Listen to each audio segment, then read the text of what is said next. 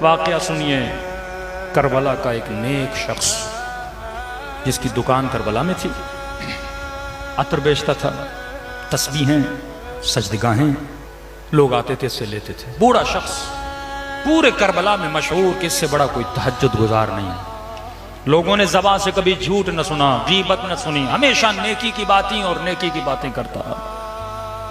حرم امام حسین کا ایک خادم جو خدام کا لیڈر ہوتا ہے، اس کا انتقال ہو گیا۔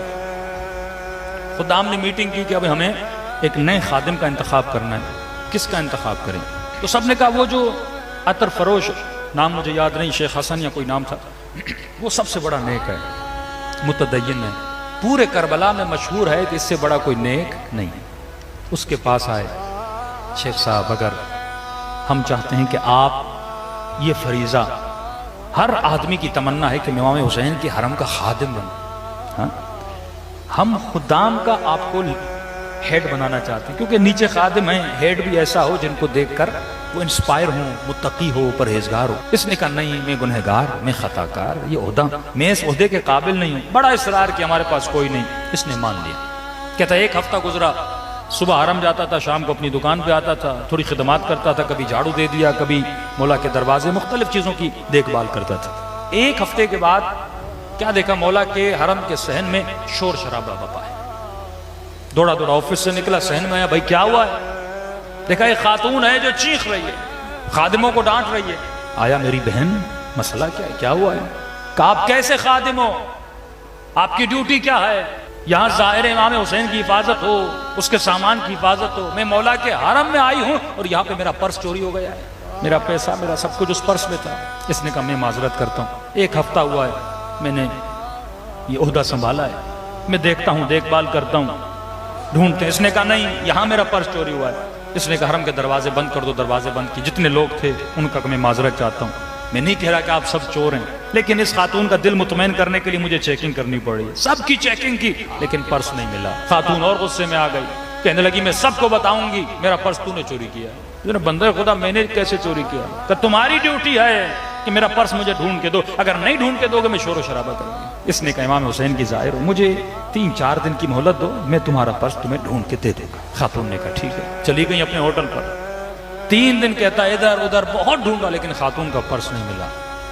کہتا 3 دن کے بعد مولا سے توسل کے، مولا میں تو عہدہ سنبھالنا ہی نہیں چاہتا تھا، اگر شروع سے میری بدنامی ہو گئی، یہ خاتون آئے گی پھر بدنامی کرے گی، مولا آپ کا حرم، آپ کے ظاہر، آپ ہی بتائیے میں کروں تو کیا کروں؟ کہتا رو رو کے سو گیا، خواب کے عالم میں ایک منظر دیکھتا ہے۔ کیا دیکھتا ہے کہ حرم امام حسین ہے، اس حرم امام حسین پر ایک چھوٹی سی کرسی ہے، اس کرسی پر خود سید الشہداء کھڑے، امام حسین کھڑے، ظاہر زیارت کر رہے ہیں۔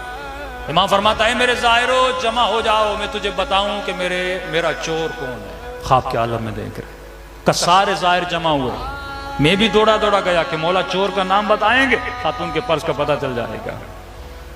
لوگوں نے کہا مولا چور کون ہے؟ امام نے فرمایا میرا چور یہ شیخ ہے، اس نے چوری کیا ہے۔ کہتا مولا کے قدموں میں گرا۔ میں نے کہا مولا میں نے کب آپ کی چوری کی؟ مولا میں نے کب اس خاتون کا پرس چرایا؟ آپ تو بہتر واقف ہیں، میں نے چوری نہیں کی۔ امام نے کہا میں پرس کی بات نہیں کر رہا۔ کہ مولا کس چیز کی بات کرے؟ فرمایا شیخ اتنے سالوں سے تو میری خاک شفا کو بیچ رہا ہے، کیا تم نہیں جانتا یہ زمین حسین نے خود اپنے لیے لی تھی، اپنے زائروں کے لیے وقف کی تھی؟ تجھے نہیں پتا میری خاک کو میری اجازت کے بغیر تسبیح اور سجدگاہیں بنا کے تو بیچ رہا ہے؟ تو سب سے بڑا میرا چور ہے، آج تک تو نے جو کمایا میری خاک سے کمایا ہے۔ کہتے مولا واللہ مجھے نہیں پتا تھا کہ یہ کوئی شرعن حرام ہے آپ کی خاک کو بیچنا۔ فرمایا شیخ جتنا مال میری خاک سے کمایا ہے میرے زائروں کو پلٹا دے۔ رہی بات اس خاتون کے پرس کی، فرمایا میرے حرم کے باہر ایک فقیر بیٹھتا ہے، اس نے اس خاتون کا پرس چرایا ہے، لیکن تجھے حق نہیں تو اس کی عزت کو پامال کرے۔ فقیر بھی ہے تو حسین کے در کا فقیر ہے۔ کل جانا وہیں پہ سو رہا ہوگا، اس کے بستر کے نیچے اس نے مٹی کے اندر پرس چھپایا ہے، پرس کو نکالنا اور اسے کہنا کہ تو حسین کے در کا فقیر ہے، آج کے بعد چوری نہ کر، تجھے جو چاہیے حسین تجھے عطا کریں گے۔ کہتا نیند سے اٹھا، اس فقیر کے پاس گیا، نیچے سے پرس نکالا، فقیر ڈر گیا، ہاتھوں کو جوڑ کے کہا میرا ٹھکانہ یہی ہے، مجھے اٹھانا نہیں، میری عزت کو پامال نہ کرنا۔ کہ تیری عزت کی گارنٹی حسین نے لے لی ہے، بس پیغام یہ دیا ہے میرے ظاہروں سے چوری نہ کیا کر، تجھے جو چاہیے حسین سے مانگا کر، حسین تجھے عطا کریں گے۔ اس خاتون کو بلاتا ہے، اسی کیفیت میں جس کیفیت میں امام حسین صحن میں کھڑے تھے، شیخ کھڑا ہو جاتا ہے، کہتا ہے لوگوں جمع ہو جاؤ، میں تجھے بتاؤں حسین کا چور کون ہے۔ ازالے گناہ، گناہ کیا ہے، گناہ کا پتہ چلا، اب خود اپنے گناہ کا ازالہ کر رہا ہے۔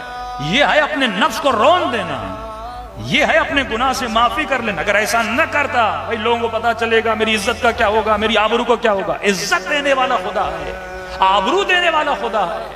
کیا لوگ تجھے عزت دیں گے، لوگ تجھے آبرو دیں گے؟ وہیں پر کھڑا ہو گئے، کہنے لگا لوگوں جمع ہو جاؤ، میں تجھے بتاؤں حسین کا چور کون ہے۔ لوگ جمع ہو گئے، اس نے کہا حسین کا سب سے بڑا چور میں خود ہوں۔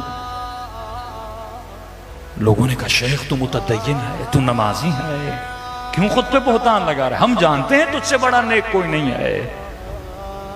کہا تجھ سے زیادہ مجھے حسین جانتا ہے، حسین مجھے جانتا ہے کہ میں کیا ہوں، میں نے کیا کیا ہے۔ آقا نے خواب میں کہا تو میرا چور ہے، اتنے سال سے میں نے حسین کی تربت کو بیچا ہے جس کی اجازت نہیں ہے۔